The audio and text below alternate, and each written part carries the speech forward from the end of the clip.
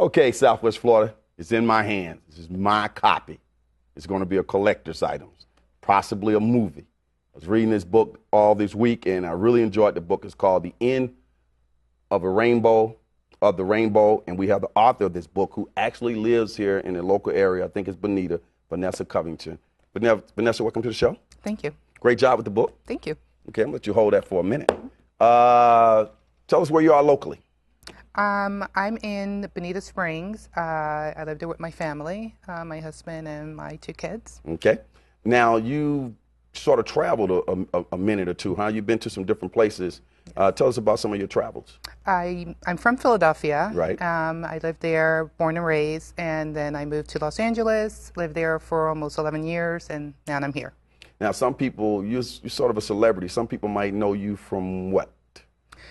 Well, my friends and family back in Philadelphia, they know me from being an author and writing this book. So I'm kind of popular back there. Right, in Philly. In Philadelphia. Okay. Now, Philly cheesesteaks, Jill Scott, Brave New World. That's the club I went to. You go to any of those places in Philly? No. Okay. No. I know more about Philly than you do. No, I was too young at that time to go to clubs. All right. Okay. Anyway, we covered that. Let's bump you in. The title of your book, which is a great page turner, The End of the Rainbow. Tell us about that title. The End of the Rainbow, it's the characters live in Philadelphia and they move to Los Angeles. So the rainbow kind of symbolizes the East Coast to West Coast and, the pot of gold and the happiness at the end of the rainbow. So when I started writing, that's what I had in my head, that there was supposed to be this. Unfortunately for the girls, that wasn't the case. But that was the kind of the inspiration behind the title. Mm-hmm. Now, without giving all of the suspense thriller, the Call Girls, and that whole thing, tell us like the synopsis of The End of the Rainbow.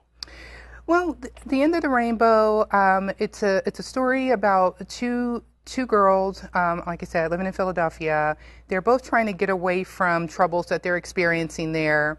One's dealing with a lecherous stepfather who can't keep his hands off of her. The other's dealing with a mother who despises her. And the two meet under unfortunate circumstances, realize they have a lot in common, decide to move to Los Angeles. In Los Angeles, they start working as call girls, making great money, living in paradise. But one of the girls commits a murder. She kills someone, and she convinces her friend to help bury the body in the California desert. Now, they were call girls for this wealthy gentleman. Yes. I want people to definitely read the book, but I don't want to spoil it all because it's really interesting. Tell us how they got caught up in this murder situation. Well, there was a incident where, like I said, one of the main characters, she is getting raped by the person, and she kills him. Mm-hmm. So, and in a panic, instead of calling, not dialing 911, she calls her friend and says, no one's going to believe it. I'm a call girl. I had it coming. Mm-hmm. So I need to get rid of the body. That's right. Now, the call girl as opposed to prostitute, how do you distinguish the two? A call girl is usually high class. They usually work for someone that's high class. They get paid a lot more for their services. They travel throughout the United States and throughout, out of the state as well. A prostitute is just someone that you pick up on the street corner, and they have little or no value. Okay. Let's have you read an excerpt from your book, if you don't mind. Okay. They let out a collective sigh of relief as they pulled into the highway. I told you we could do it. Now we go about our business as if nothing happened. Sheila sounded proud of their accomplishment. Nothing happened. We just buried a body. I still can't believe I did this. Look at my hands. They're shaking. Pull yourself together. We're the only ones who know what happened. No one will ever find out. Now, once she gets into that situation, the book takes off and goes into a whole new twist and turn. But the detectives, what did you think about the detectives? And is this book fictional or non-fictional? The book is based on experiences in my life. They say write what you know, so the book is really nonfiction. There's probably 5%, obviously the burial, or I probably wouldn't be sitting here, is the fictitious part of it. Mm-hmm. And talk about the detectives, those characters.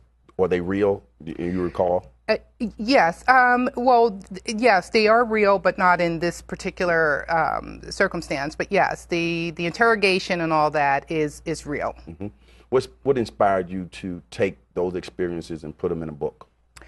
Well, like they say, write what you know. It's something that I've always wanted to do. I have a library in my home, and one of the things I've always wanted was to see my book as a part of that library. So I just took memoirs of what's happened to me in my past and put them together and just put it down on pen and paper. Excellent. What has been the response from the public to your book?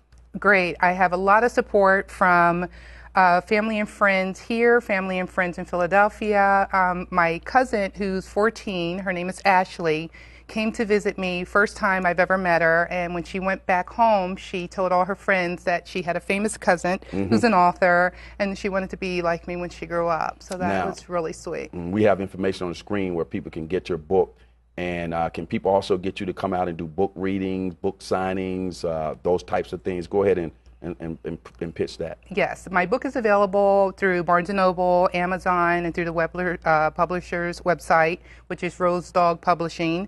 Yes, I do book signings. I'm going to be doing one in Orlando later on in the year. I'm going to be doing one back in Bensalem, PA. And then I also have an upcoming that they could see on the website. Okay, we're encouraging people to go to February. That website. Let's go ahead and get you to autograph this book. Steve, you can get that. While you're autographing this book, tell us what's your next project? Actually, I am doing a screenplay on The End of the Rainbow, and also that will encompass the sequel. Now, who should read your book? Who is it? Who would you say is the audience for your book? All ages. Why? Because it appeals to everyone, and thank you. It appeals to everyone. My 95-year-old mother-in-law read it in her nursing home. They read it. A 102-year-old read it, and the youngest was 17. And finally, when people walk away from reading your book, what do you hope they would take from the experience of being engulfed in the end of the rainbow? Oh, that they'll just love the suspense of it, and I hope they enjoy it. Okay. Well, it's been a pleasure. I really enjoyed the book, and I'm encouraging people to go to that website and go get that information and go out and check out this wonderful book by this fabulous author who I think may have a bestseller and a movie coming out of this book. Vanessa, let's bump you out of here. Thank you. All right, so as the saying goes on this particular show, for those who say it can't be done, they're usually interrupted by those like Vanessa and all her family and all the fine people who have motivated her, who are associated with her, and getting this fine book to distribution. We'll be right back.